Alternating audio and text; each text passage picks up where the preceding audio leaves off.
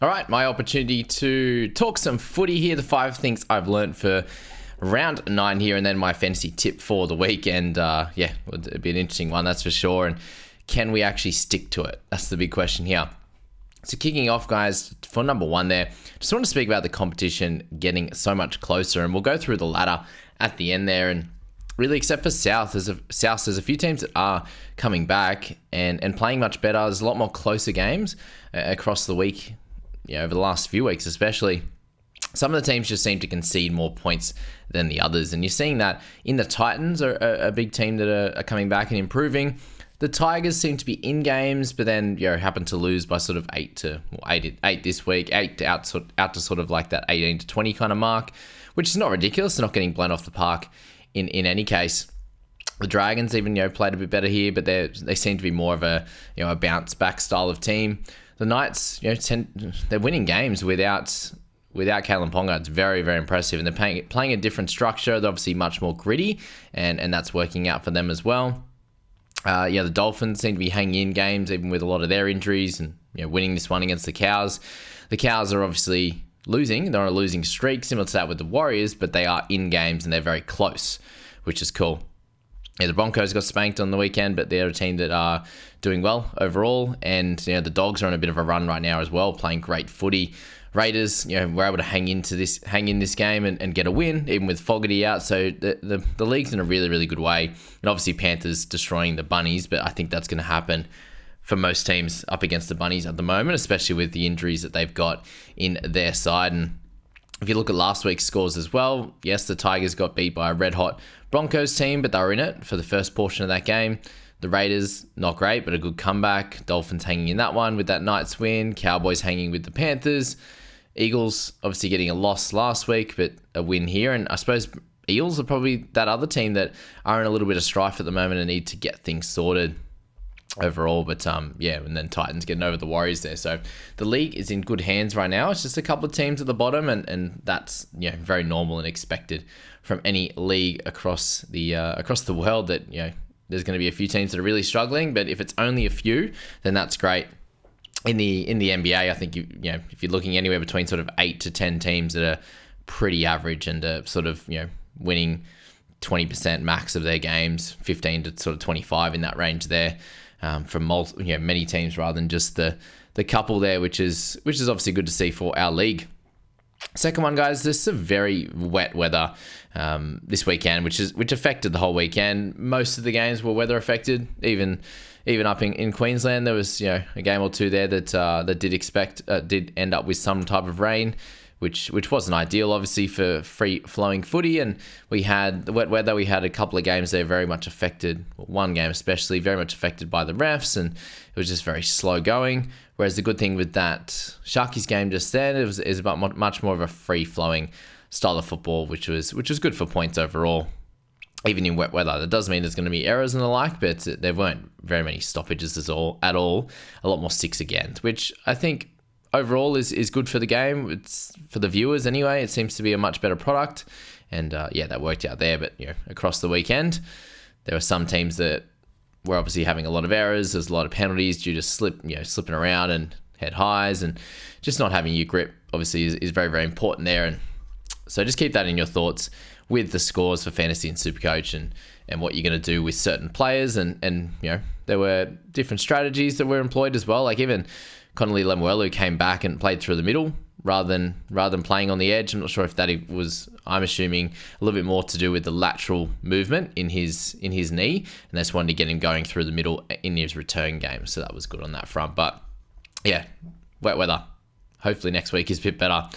Number 3, we're going to talk about the fall of the Cows and the Wars. So both teams that, actually I won't say both teams, because the Warriors attack is struggling at the moment. They're starting games well and getting a try early on, but then they just can't seem to really crack teams. And I think defenses have worked them out a little bit in the way that they play. Like, it seems to be a little bit less craftiness. They seem to be picking the right guy in defense as well. And a lot of their teams that they're coming up against in recent history aren't defensive juggernauts either. Like, they're playing mid-level teams.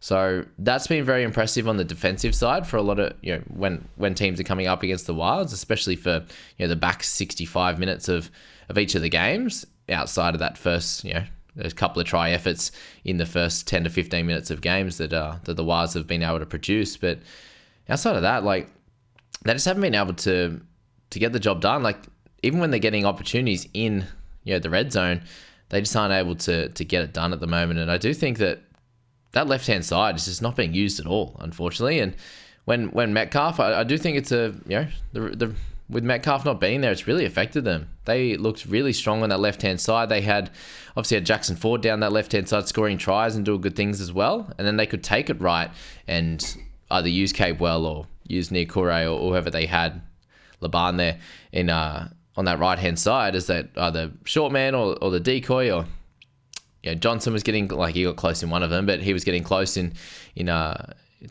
was scoring tries himself and it was opening up a little bit more, but it seems to be a little bit more clogged on the right-hand side for their attack. And the other side is just not getting much ball. And when they do, they look like they could be fairly close to scoring, but they're just not seeing the good right to left passes that they need. So something needs to be fixed here. They usually cook teams through the middle a little bit more, down in the middle of the park. Egan making line breaks, using Chance in there and Rogers should be getting in there a little bit more, but it's just not happening at the moment. And hopefully they can sort that out. And on the Cows side, they're a little bit more promising in attack than what the Wars are, but defensively they're in a much worse position to where the Warriors are. Warriors are probably defending it. Cowboys are probably defending at about 60% the capacity of what the Wars are at the moment. And I think if they were at that defensive level, they would have won the other night, clearly. They may have even been able to win against the Panthers there, hold a little bit more ball. So they're a team that are in free fall as well, having lost 4 in a row. I think the Warriors are the same. And we'll check out the ladder as well. But they both need big turnarounds. And it's something they've got to unlock a little bit more efficiency in their attack, clearly, for both, just to get over the line. But Cowboys working a little bit more on their defense, and Warriors finding that offensive stardom that they had across the beginning of the season. Moving on to number 4, I just wanted to shout out a few middle forwards that we outside of sort of Connor Watson there that I don't really speak about too much. And Oregon Kaufusi's had an incredible month of footy along with Tom Hazelton, and that's been a clear reason for their dominance right now. They're gaining so many meters, and a shout out to Braden Hamlin-Uele, who over the last 2 weeks since returning has been incredible as well. And you see that they're just making that 10 to 15 meters every time. And also McInnes is getting, he's just noticing, as I said last week, he's noticing the Isaiah Yeo situation where a defensive line is a little bit staggered, where it ends up being a little bit like that. And he's targeting the guys in the middle there, where they're bent back a little bit further. They've gone back they're either tracking back further, 11, 12, 13 meters, and then he's going for that gap and making that extra post-contact couple of meters, gets to his front and gets the quick play the ball, which Isaiah Yeo does really well. I think McInnes has been studying, he's definitely improved that portion of his game, in my opinion. Rather than just hitting it up down the middle, he's finding those gaps, and he's got the quick foot speed to get there. And then Oregon Kaufusi is either starting that, usually, and then Hazelton comes in over the top and gets that awesome sort of 4th or 5th tackle play to set them up in an awesome spot there. And then obviously in the Roosters side as well, a key reason why they're winning games in the last few weeks has been Connor Watson and Afahu White, that's for sure. White's been incredible, bending the line, defending pretty well also, but more in attack is where I'm noticing him. Watson defending and attacking with absolute ease at the moment. And there's obviously heaps of edge back rolls and stuff that are doing good things, but I just wanted to speak about those 4 in this one here. All right, let's go to the ladder and have a little bit of a chat around that situation now. So, been a couple of weeks since we've got into that, and Sharkies have gone on an awesome streak there. They've played the 9 games. No, they played the 8 as well. So they've gone 7-1 with their 1 bye there, which has been awesome for them. Obviously having a streak that good is lovely. At the moment, they've won plenty in a row. They're still at $12 odds. So you've got Storm in at $6, and Roosters and Broncos are ahead at the moment. So I don't know, what do you guys think of Sharkies at the moment? Can you put them as sort of contenders, or do you feel like they are pretenders at this stage of the season? They obviously have had a fairly decent run over the last bunch of weeks, especially, but they are playing good football, and I'm excited to see them next week. That's going to be an incredible match there against the Storm. I cannot wait to watch that one. A top of the table clash. to see where the Sharks are at, but they're likely to be missing Pat. Not sure if Longo's going to be there. Not sure if Jerome Hughes is in any strife, and so we'll work that out across the week. Obviously, injuries, that's plaguing us all. But then Panthers in at third, so they've won 6 out of their 8, which is awesome. Without Cleary for 4 of them, they've done really, really well to get majority wins in those clashes. Dolphins doing a great job to stick up there with the injuries that they have. Hopefully that they can hold off again and maybe another win in the next 2, and then they can get Flegler back, they can get Hammer back, Herbie over the next few weeks. Kenny Bromwich back this week coming. They do lose Tessie New, it looks like, likely to be a syndesmosis injury. So Herbie will probably slot straight into that centre spot and keep Trey Fuller where he's at for now until Hammer comes back. Thank goodness for me on that one. The Dolphins, very impressive, 5 out of 8 there. Eagles, they're 5 out of 9, but with the draw as well, the tie in that one. So they're in a solid position in a 5th. I think they've got a long way to go, obviously, but they're in a spot where they'll be happy enough with, I think, coming into round 10. Roosters, a little bit up and down, but they've had a really, really tough draw, and I expect them to put on a bit of a score on the Warriors unless they can turn things around, the Wars. But Roosters, look forward to them having a good little stretch of games here, as it's slowly going to start to get easier because they've had a really tough start. It's they're still going to play some decent teams in and around before Origin and during. It's just going to be how they go with missing a bunch of Origin guys. Like, does Teddy go to Origin? Do they, Lindsay Collins is going to go, and there's going to be a few guys missing, but they've got so many players to step up. I think that over this Origin period, they can really go on a bit of a run and push into that top 4. So look out, Dolphins, Eagles, that's for sure. Broncos in a 7th. They're going to have a really interesting little section of play over the next 3 months. I do think they'll be able to cover it, but if they've got a few players out in Madden potentially as well, they could hang around this portion of the draw for a little while. That's 6th to sort of 9th, I'd say, winning 60% of games over that time, 3 and 5 over the next bit, I'd say. But they're going to lose a few to Origin, so they're a team to watch for sure, as if they can stick in this okay part of the draw for now. Doggies are really on the move, so they're 4 and 4 in their 8 games, which is good, and obviously they've won 3 and 1 in the past bit, but they do come up against Panthers. So that's going to be a really good test for them. I'm excited to see that one for sure. And then the Raiders into Knights. That's a really, really big win for them going into their bye. They have the bye in round 10, which is great, and 14. So two lots of points in that section, which is going to be great for them. That's for sure. And they're one of the teams that, what does that mean? 9 teams. So one of the 7 to 8 teams that hasn't had a bye yet. So that's going to be helpful for them. And especially, I think what I was saying with Jamal is over the next 12 weeks, they've got 3 byes, which means he only misses 9 games. And they've already, they've already had him out for a couple now. So that's good stuff from him. Another 7 to go in games that they'll play. Cowboys got to sort it out. Good for them that they're obviously one win ahead of the Warriors, or 1 point ahead, I should say, over the Warriors right now, which is, it looks bad, but it's 5 spots. So they're they got to sort that defense out, and they'll be fine. Knights, I think at the moment for them, if they can get through the next sort of 6 to 8 weeks and be somewhere around 9, 10, 11 and try and go a little bit of a run when Ponga comes back, that'll be where they want to be. Eels have got to sort things out after this bye. I wonder who's going to be fullback, hey? Dragons, just up and down. Not really much to say on them at the moment. Tigers, there and thereabouts. I think Titans are playing better at the moment. Good stuff for them, hopefully, for their sake, that the Dave Fafita's going to be chatting with Panthers in the next 24 hours. So that is very, very interesting, that's for sure. And then Bunnies. So I think Titans should be well ahead.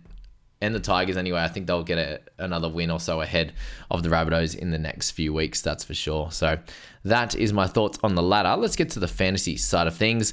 And round it out with last week's tip was going for upside players. That's everything at the moment. So we did see, Garrick have a little bit of upside there, getting that 80 odd the week before into a 63. I think it might go up to a 66. There's like a heap of changes in the NRL app. Like Jamin Salmon's gone from 25 to 35. I hope it's still the same. It looks like Shawnee Blaw's gone from 38 to 43. That would be absolutely super ideal. Would be great. And then Who else is there? A couple others. I guess, yeah, Garrick's gone up 3. There's a bunch of others at the moment. Let's just see if we've got any updates into the Knights game as we speak. Not as yet, I don't think. Yeah, a little bit of a frustrating game, that Knights one. Obviously trading in Brayley, which I'm sure a lot of you guys would understand. Wasn't happy with that. That is for sure. Which other ones? I think there's a couple little changes in the Cows Dolphins setup. Brimson went down 2. What else do we have? I think Curran's up 1. There's just a few little bits and pieces across the games, but yeah, that Bloor one was pretty interesting. Anyway, last week, so it's upside plays or everything. So many examples over the past few weeks, just with how many points are in there. There were no really tremendously high scorers this week. It was kind of a bit of a average week overall, to be fair. But yeah, ended up okay. Yeah, Blorie's ended up at 43. We'll have to work out how that's ended up. He's got a tackle break. I'm not sure if that was there, and maybe a missed tackle has popped off there as well. But yeah, just it was a weird week on that front, but just continuing to make the correct moves for the bye period and just covering for injuries is all we need to do. This week was what we're talking about. Seriously, just injury changes only. I'm going to be playing the long game from here on. I think we're going to be absolutely cooked if we don't. So I think I'm going to make more ranks long term from here. Like, I've used a lot. I'm down to 18 trades. Team's improving. We're into about 2,600 overall or something like that with a decent score this week. A bit of an average sort of first game today in the wet in Newcastle, but that's the pivot I'm going to be making from here on in. It's just to hold trades only for injury players, and that may mean that Joey Lussick stays in my side, but Pap's definitely going to go. We've got worries about Karaz with his knee, and hopefully he's just fine. But yeah, I think it's just make changes with injuries at the moment and do some looping. Like, I'm not happy with, like, unless Lussick this week comes out and gets, like, he goes 20-20, then it's like, well, that's terrible. After my high 20s, so they go, you know, if he's going to lose like 150k, then sure. But outside of that, I think it's a hold over the next few weeks and try and conserve a little bit, because we know there's going to be more injuries. There's going to be more suspensions. It's just going to get worse and worse. In terms of worse and worse, there's always some every week, which is killer.